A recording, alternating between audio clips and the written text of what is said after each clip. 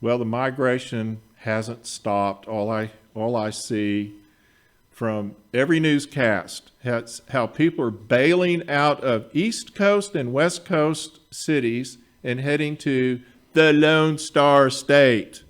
And so I have my very good friend and a relocation specialist, Bess Dickson. Hello, Bess. Hello, Alex. How are you today? I'm fantastic. How are you? It's so good to see you. Another day in paradise. We're here in Another Texas. day in paradise. Yeah, that's exactly right. That's exactly right. We are still experiencing this huge relocation, migration. The longer they keep those other poor folks shut down and they start reading the headlines, Texas is open. Mm-hmm. I imagine it's going to even, it's interesting. I was talking to a lady in San Francisco, Mm-hmm.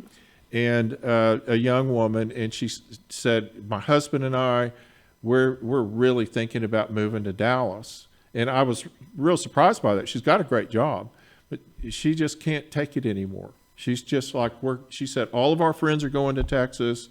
We're going to get out of here and go. Tell us about your business. Tell us about what you do and how many calls you're getting for people moving here. It's believe the headlines. It's real. Uh-huh. This weekend, I spent with 3 different clients, 2 from California, 1 stepping in their toe, just doing a trial run of Texas, coming in from New York. Mm-hmm. And the things that they're interested in, the properties they're interested, just run the gamut. Mm-hmm. It's very, very interesting.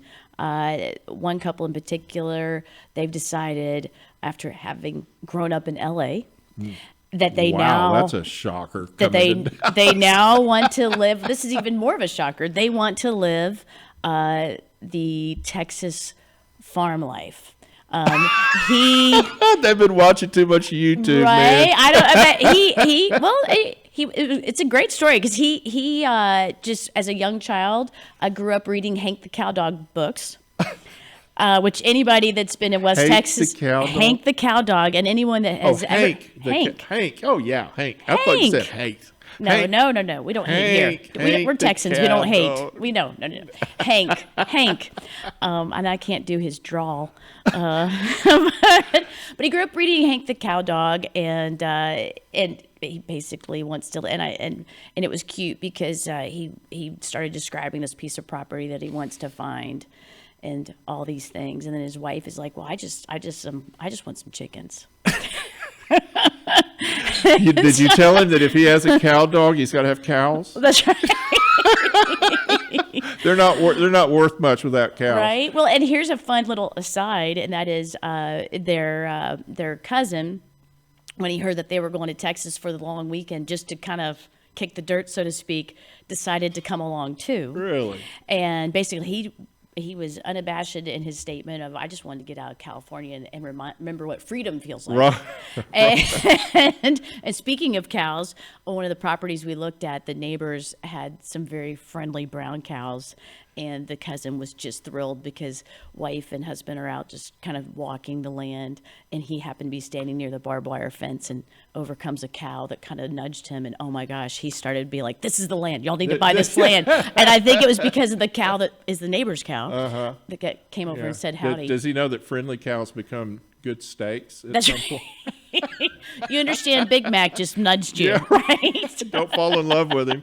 You'll be eating him before you know. Okay, I won't go there. Yeah, but it's fun. It's a privilege to be an ambassador currently to the world for Texas. It's one of my most favorite parts of my job. It's just got to be so much fun. Mm-hmm. And the interesting thing in the conversation I had I was telling you about with the young lady in San Francisco, they look at our prices, and she said, "Man, we can, with this little garage apartment we're living in, we can sell this thing and we can get a really big house in Dallas." Is that true?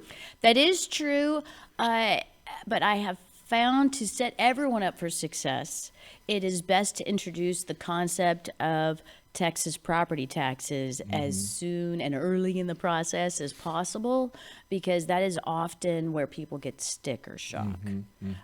Texas, we're very much a hard work, hard play state. Keep it simple, be direct. And so along those lines, we don't have a bunch of sneaky taxes that bite you in the tushy. We have just one major tax, which is property taxes. And they in North Texas, they average right now about $2.81 per $100 of value. Wow, that's high. But it does vary depending on the municipality and the other items that might make up the property tax, like a mud and a pit and all those letters of the alphabet that mean more money out of your pocket. Right. Well, only if you want trash pickup and water coming to your house. Right. Little things like that. Right, little things, or like decent fire school. station, or road. Speaking of my couple, they were like, "Oh my gosh, the roads around here have terrible potholes." I'm like, "Well, we're like 15 miles from the closest municipality, and it's a county that takes care of this." And they're like, "Well, we can't you had just call up?" That freeze really tore them up. So what they'll find is that roads that are covered in tar don't last really good in the occasional freeze that we have, but they'll get used to it. Just get a four-wheel drive, man. You'll be okay. Right. You want to be a rancher. If your you truck doesn't squeak a little bit, everybody knows you're a newbie. Right. It was cute because they were like, "Okay, so this is why you wanted us to leave the leave the rental car in the parking lot and hop in your Jeep." And I was like, "Yes, this is why, because these things happen, potholes, other things." So let's talk about corporate relos. Yes. How's that? Is there still this big giant move coming this way? This tsunami? There is. It actually, the blessing in COVID, if there is a blessing in COVID, was that it did kind of settle out a little bit. And now it's not so much of a tsunami as it is a ripple. I have several corporate relocation clients that we started the process about this time last year. And then due to COVID shifting COVID regulations with the company that they were relocating with, their move to Texas shifted. Like they were going to be here in November, and then no, it's this year. And I mean, those sorts of things. It's more controlled. So now, and which is a blessing, because now it's much more of a process and not so much of a panic attack. You've got to be here tomorrow. Right. It's not a fire drill. Which actually opens up the options for relocation, because now, especially this one couple, we were able to go new home route versus a previously owned route, because now we had time for them to put a contract on a house and then have it built in 8 to 9 months, which is kind of what builders are doing now. On a side note, any builder that says they can do it in 6 months, they're stretching the truth a lot, because only by about 6 months. Right. But well, I was going to ask you on pricing on new homes, because what we're experiencing are these just massive price increases in material. One of my electricians called me and told me that the price of a roll of wire went up, I think he said $63 a roll last week. Now that's something that you would go to Home Depot and buy for $35. Now it's $100, right? And so this at some point has to have a big impact, not only on the price of housing, but the ability of builders to make a profit, which is going to slow down the development. Are we able to keep up our stock? That's the question. That's what the major building suppliers are doing their darndest. I mean, both of us have probably chatted with our buddies that are in the business, doors and windows and millwork and the whole package. They're doing the best they can. It's just the old economic cycle of demand and supply, right? Is it a new normal? That's the question. The question is it a new normal where the price of everything is just going up, almost like inflation? I think we're going to settle out at a higher than previous normal, but I think this is a bubble. I think this is a little speed bump as everybody readjusts. I mean, at the end of the we day, we're hope still. you're right, because it's not unusual in the building industry that a certain part of the year prices go up, and then usually when you get to the summer or you get to the supposed big bill, which we've had like for 3 years now, I mean 4 years, whatever. Everything's been going crazy, never slowed down. But usually when you get to a certain part of the year, it sort of catches up and levels out, and actually prices will go down normally. I don't know if we're in normal times anymore. Yeah, I think it'll settle down. I don't know if we'll ever be as low as we were. No. What are the reactions you're getting from people about Texas opening up, potential customers? What are they saying to you? The ones that are coming in celebrate it. They celebrate it. They're not afraid. I don't know. I think everybody is more like a eyes wide open. Let's be mindful. I mean, what I'm hearing is that the safety protocols are now a habit, and they're going to continue that habit. But they do like the concept that Texas is pushing forth, which is let's have everybody be adult of themselves. Like, we, the state, do not want to be adult/parent of you. We want you to be adult of you. We want you to be parent of you. Which is exactly what a lot of us felt we should have heard a year ago. Although I'm thankful for the information. I understand it was serious and all that, but I don't need Big Daddy telling me to wear a mask. I can figure that one out on my own. But we are where we are. But what's interesting about all of this, I spent a lot of time in East Texas, in small town. And small town East Texas has not ever really abided by COVID restrictions. I mean, they haven't masked. And if you go to Walmart, where you inevitably do, if you live in a small town, you wear a mask. If you go to certain restaurants, you wear a mask. The wait staff may wear a mask. There's some social distancing. But about 6 months ago, they had enough. And they just went, we're done. Well, not even just East Texas. You go to Wild Wild West Texas, same thing. Yeah, and so very independently minded people that have no intention at all of having the government tell them what they've got to do. Well, if you've survived in a land like in West Texas, it's tumbleweeds and not much water or anything, it's rattlesnakes. Yeah, you're like, you've seen worse. The interesting thing for me was I decided I track the numbers on the internet. I track the numbers of the small towns, and so the little town I'm in, I go and I check the numbers on the county of how many people had COVID in the last month, how many cases, how many deaths. 0.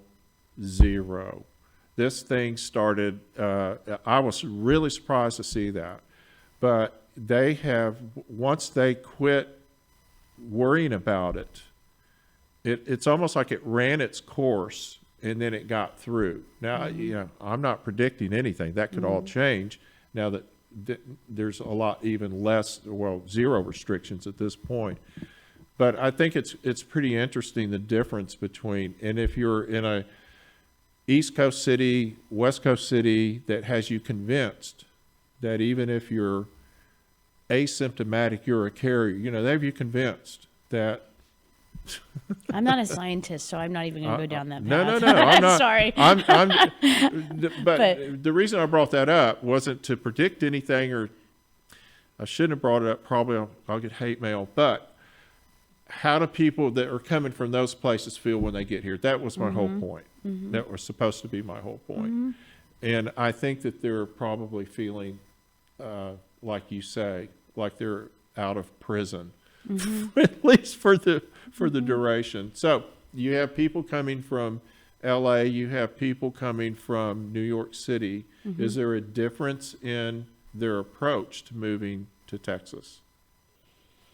Different? What a great question. Difference in their approach.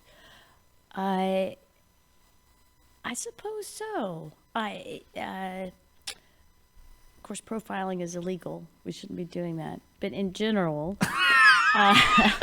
general terms. Careful, you might get canceled. New York they tend to be a little bit more distrustful and demanding, if that sounds right. And California tends to be more like relieved. They they're used to sunshine, so they enjoy the sunshine. They're, especially A little more laid back, a maybe. little bit more laid back, maybe a little bit more of a curious mind. Not so much of a, I don't know, they know everything. Right. Yeah. I don't know, you're dragging me into some scary places. Man, you just went there. I do have your email address, right? Okay. Let me give you Bess's email address is the complaint line. That's right. Well, overall, let's face it. I mean, Texas, thanks to the news, the media, people have a very particular view of what Texas is, right? And so people that respond to that are going to probably be a little bit different than like the average citizen in some of them you just have to say, look, you need to go to Austin. Careful. I'll just say this, and that is, if you're coming here because you're drawn to, be it Dallas, the TV show, and what that ethos has developed in your mind, or whether you're drawn to what the news is not saying about Texas and you're curious, regardless, when you come, if you come with an open attitude, I mean, our overall Texas spirit is let's work hard, let's play hard, let's all be adult of ourselves, and let's come together as a community. Overall, that's what Texas is all about. And if that speaks to you, come on down. If you come down and then you discover that you don't like having neighbors that want to say howdy and bring you bread and cookies and things like that, then I would just ask you, please, nicely, and this is as controversial as I get, go away, go back. We like being who we are, and we like you coming and joining us. Yeah. If you want to come and change us, please stay put. Yeah. I guess is really. I've had that conversation with some people. Leave that stuff at home. That's right. That's right. I mean, and not judging, you are allowed to choose what you want. Just don't choose for me what my state should be doing. Well, it's a wonderful place. And being born and raised right here in Big D, Lucky you. I only got here as quick as I could. Yeah. But it worked. It did. Yeah. It did. I grew up in Florida, and when I had a major life change and challenge, my mom was like, "So are you going to be coming back home?" Because and I was like, "But I am home," and she was shocked. She's like, "Texas is home," and I said, "I've been here for over 25 years, and the Florida that I grew up in is not a Florida I recognize anymore." Really. And Texas actually reminds me very much of the Florida I grew up in, because Florida, when I was growing up, was a huge agricultural state. People think of it as just Disney and beaches, but when I was growing up, it was the third largest. They have cows there? It was the third largest dairy state in the country, actually, when I was growing up in Florida. And obviously one of the largest in citrus. Not so much the case now, but no. That's everything's changed. It's all changed, and it continues to change. And what I was going to say is, having been born and raised here, it's still a wonderful place. I've seen all the change. I could go days, and we could talk about that, but it's still a wonderful place with wonderful people and a very welcoming group. Thank you so much for coming in and spending time with me and our audience today. Thank you for the invite. Always fun. It's always great information. And we'll do it again. We'll keep doing this because you're awesome. Thank you so much. Thank you, Alex.